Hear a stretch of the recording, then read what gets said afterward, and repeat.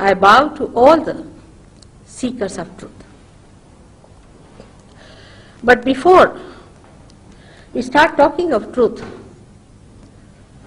we have to know that truth is to be achieved in your awareness.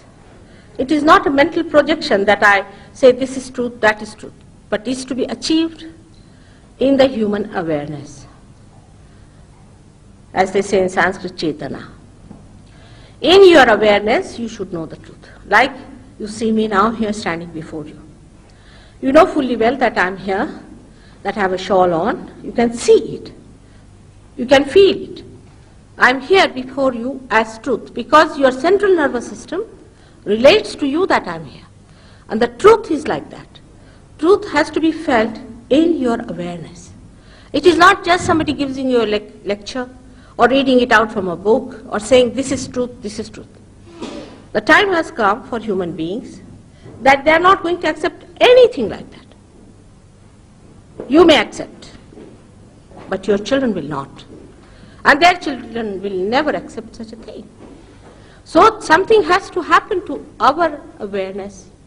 That means at this stage where we are, at this stage when we are called as human beings, we have not felt the truth. We have not seen the truth. We are not the truth. That one position one has to accept. If you believe that this is the truth because it is in Ramayana or in some book or that book, then be sure that that truth is nothing but your mental projection. It is not the truth which is reality. So we are not to live with something fantasy or something that is not what we can feel through our central nervous system. So when I talk that the seekers of truth, and I bow to you, I mean to say people who will be honest about it.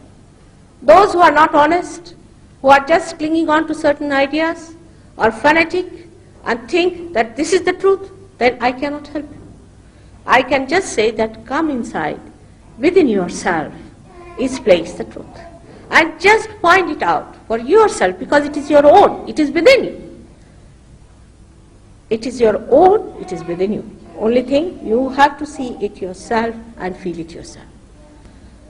The rest of it, the way people have all kinds of things about truth, is something that I feel all the honest people should completely deny.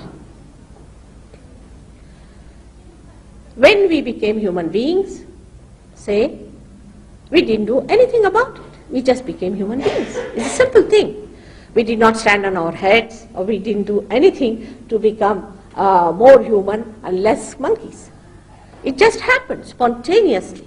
So one has to understand that our evolution has come through a living process and through the living energy of God. God who is living and not a dead thing that can just give you some ideas and you cling to it which are dead. So the spontaneity of life has to work it out within you. That kind of awareness which makes you higher than what you are. At this stage as human beings, whatever we understand about life, whatever we know about life as truth, maybe, may not be truth. Let's keep it open as that. It may be, may not be. For example, if I tell you something about a country which you have never visited, it may be, may not be. Better go to the country and see for yourself. And that's what one has to do, is to place yourself in such a way, let us see. Keep your minds open to see what is the truth about yourself. Now this truth has been told by many great sages, by prophets and many incarnations who came on earth. As we know, Christ has said about it, Nanaka has said about it, Kabira has said, Lao Tse has said, Buddha has said, everyone has said one thing, which is people, which I should say people neglect and are not bothered about it. And the simple thing is that you have to have your second birth. You have to know yourself. You have to have self-realization. This, every one of them have said it. Instead of that, we are building up something which doesn't lead us there. Take us to that land if somebody says, you just don't do that. You see, it's just an imaginary thing if I say, all right, now close your eyes, off we go to the kingdom of God. It's not that way. Something has to happen in your awareness. Means whatever you are feeling now, you should feel something more than that. You have to become something more. You have to expand more. And that expansion has to come not through just giving you a lecture or talking to you, but by something happening within yourself. As a seed has to become the tree, it has to sprout. As the egg has to become a bird, it has to grow, and then the transformation takes place. In the same way, the truth has to come to you. So what should happen? If the truth has to come, you can't pay for it, you cannot put in any effort. But what should happen when the truth comes? When the truth comes, then you see things in a different way. You are transformed. You have to be transformed. If you are one with the truth, how could you live with falsehood anymore? It's as simple as that. It's a very simple thing. And you know, all living processes are the simplest ones. There's no complication about it. You see, people have made theories and theories, and when I saw them, I was amazed. Now, what all these mountains these people have created for what? Why to climb all these mountains? It's very simple. See, any living process is so simple. Like you breathe, you don't go to books, do you? Or do you consult anybody for that? You just breathe. Do you know this amazing eye that God has made? It has so much in it that all these cameras put together cannot make one eye. And He's made such a great eye within us. And this one that is made has been made through this spontaneous process. It's not done by our own doing at all. It is done spontaneously.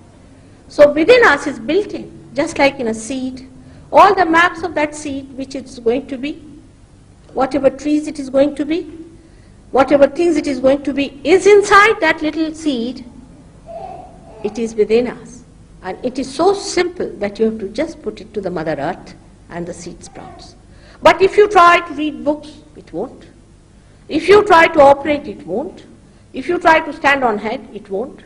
You have to put it to the Mother Earth. Because Mother Earth has the capacity. The quality of Mother Earth is such that she knows her job and she can do it.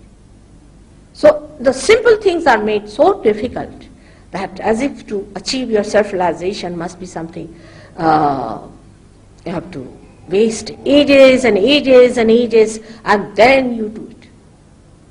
It has to be a simple thing. Anybody who tells you that Kundalini awakening or Kundalini is a dangerous thing, please beware of such people. Because they are naive or they are unauthorized, they may be unholy people, they want to make money out of it. Kundalini is your own mother. She is your own mother. All the time sticking to you. Means it's an individual mother. Everybody has an individual mother within themselves. And this individual mother gives you this realization, as you will see here in that chart, in the sacrum bone is the Kundalini. And this force within us is the residual power. Why? Because it has not yet manifested. It has created the whole thing, but it has not yet manifested. And what is this power? This power is the ultimate desire to be one with the all-pervading divine. It is said there is all-pervading power all round, and that it does everything. The rest is all falsehood. It's only this all-pervading power which achieves everything. For example, the flowers become the fruits. Billions and billions of them. All the time, so many living things are happening. But we just take them for granted. But they say it is done through this all-pervading power. So when this last thing happens, that you become self, when you become that, then only you can feel this all-pervading power as cool breeze around.